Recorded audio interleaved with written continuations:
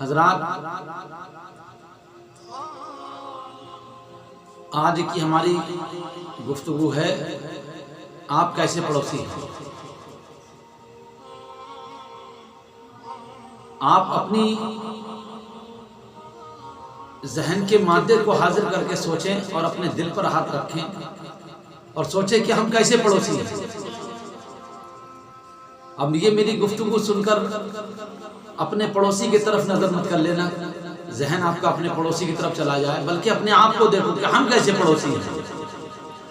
حضرت ابو رحا رضی اللہ تعالیٰ عنہ سے روایت ہے کہ ایک شخص نے عرض کی، یا رسول اللہ صلی اللہ تعالیٰ علیہ وسلم، فلانی عورت روزہ بھی رکھتی ہے، نماز بھی پڑھتی ہے اور کثرت کے ساتھ میں صدقات بھی کرتی ہے، مگر یہ بات بھی اس کے اندر ہے کہ اپنے پڑوسیوں کو زبان سے تکلیف پہنچاتی ہے۔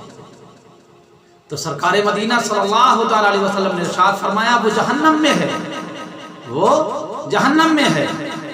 وہ شخص نے پھر عرض کی، یا رسول اللہ صلی اللہ تعالیٰ علیہ وسلم، فلانی عورت روزہ، نماز، صدقہ یعنی نوافل وغیرہ اس کے کم ہیں اور صدقات بھی اپنی حیثیت کے حساب سے کرتی ہے، لیکن اس کے نوافلوں میں کمی ہے۔ تو اللہ کے رسول آمنہ کے لال ارشاد فرماتے ہیں، پڑوسی کے ساتھ میں کیا سلوک ہے؟ کہا اللہ کے رسول اپنی زبان سے اپنے ہمسائے کو، اپنے پڑوسی کو تکلیف ہی نہیں پہنچاتی، اپنے پڑوسی کو، ہمسائے کو کوئی تکلیف بھی نہیں پہنچاتی ہے۔ تو نبی پاک ارشاد فرماتے ہیں وہ جنت میں ہے، جنتی ہے۔ سبحان اللہ۔ حضرات، فقی ابو اللیث نقل کرتے ہیں کہ مدینے کے تاجدار صلی اللہ تعالیٰ علیہ وسلم نے ارشاد فرمایا، جو شخص فوت ہو جائے، جو شخص فوت ہو جائے اس کے 3 ہمسائے ہوں اور وہ سب کے سب اس سے راضی ہوں تو اس کی اللہ مغفرت فرما دے گا۔ سبحان اللہ۔ کوئی انسان فوت ہو جائے اور اس کے 3 ہمسائے ہوں، نبی پاک فرماتے ہیں اور تینوں کے تینوں وہ اس سے راضی ہوں تو اللہ تبارک و تعالیٰ اس کی مغفرت فرما دے گا۔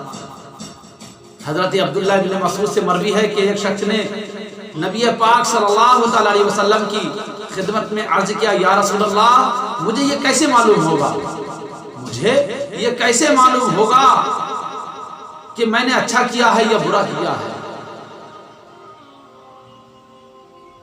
تو سرکار مدینہ صلی اللہ تعالیٰ علیہ وسلم نے ارشاد فرمایا، جب تم اپنے پڑوسیوں کو یہ کہتے ہوئے سنو کہ تم نے اچھا کیا ہے تو بے شک تم نے اچھا کیا، اور جب یہ کہتے سنو کہ تم نے برا کیا ہے تو گویا تم نے برا کیا۔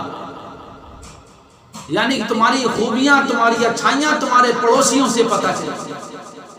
تمہارے پڑوسی تمہاری تعریف کر دیں، تمہارے پڑوسی تم سے راضی ہوں تو سمجھ لو کہ تم نے اچھا کیا اور تم اچھے ہو، تمہارے پڑوسی تم سے ناراض، اللہ تو سمجھ لیجئے کہ تم نے برا کیا۔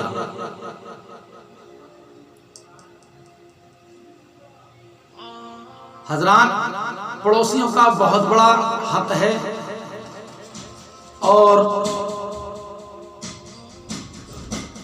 بہت بڑا مرتبہ ہے۔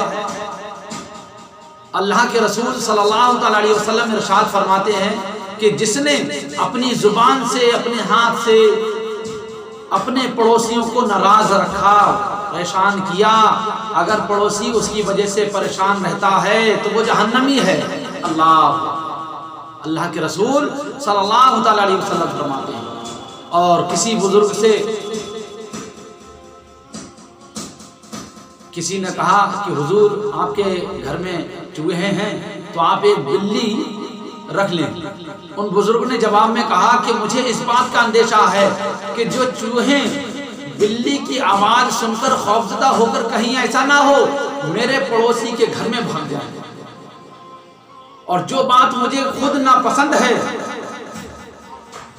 جو بات مجھے خود ناپسند ہے اور وہ میں پڑوسی کے لیے سوچوں تو میں برا چاہنے والا نہیں ہوں، اللہ اکبر، ہمارے بزرگان دین کا اخلاق اور کردار کتنا اعلیٰ تھا.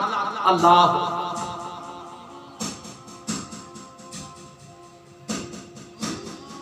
حضرت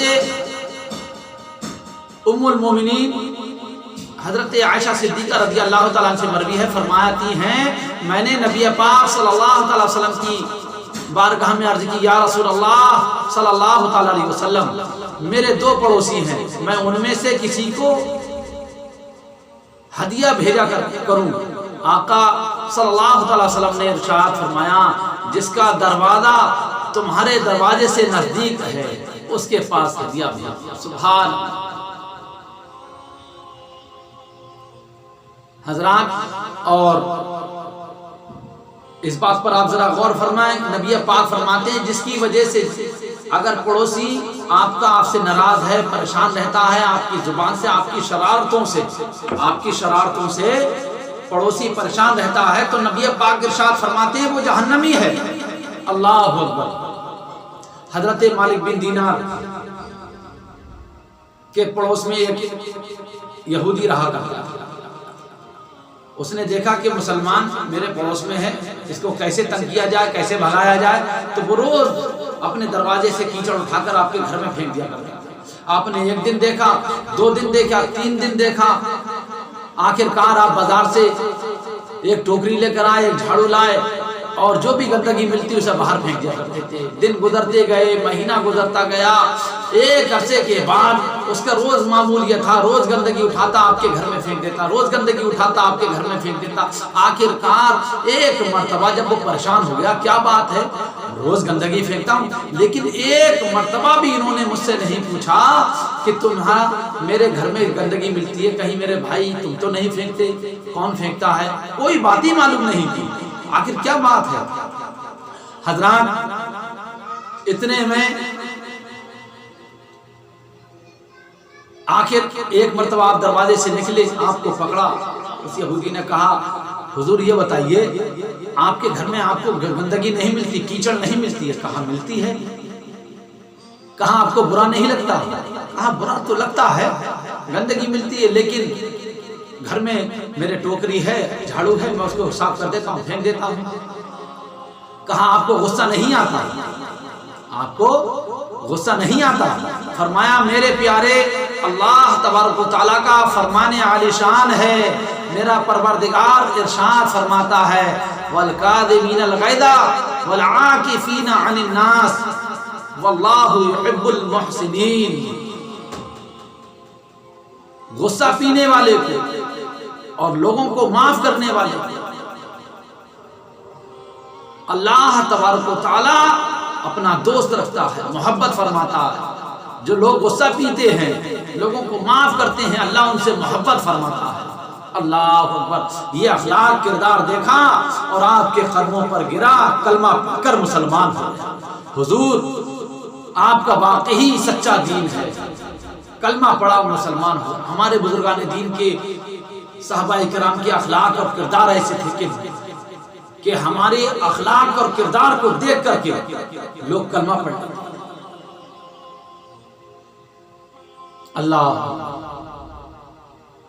لیکن آج ذرا ہم دیکھیں، اپنے آپ کو دیکھیں، اپنے پڑوسی کی طرف نظر مت ڈالو کہ میرا پڑوسی کیسا، ہم کیسے ہیں، ہم کیسا سلوک کرتے ہیں اپنے پڑوسی کے ساتھ.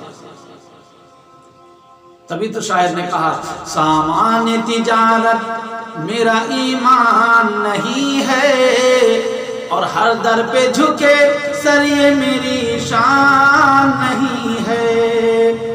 اور ہماری شان کیا ہے کہ ہم نے تو سمندر میں ہے راستے بنائے، ہم نے تو سمندر میں ہے راستے بنائے، ہم کو مٹانا کوئی آسان نہیں ہے، ہم کو مٹانا کوئی آسان نہیں ہے.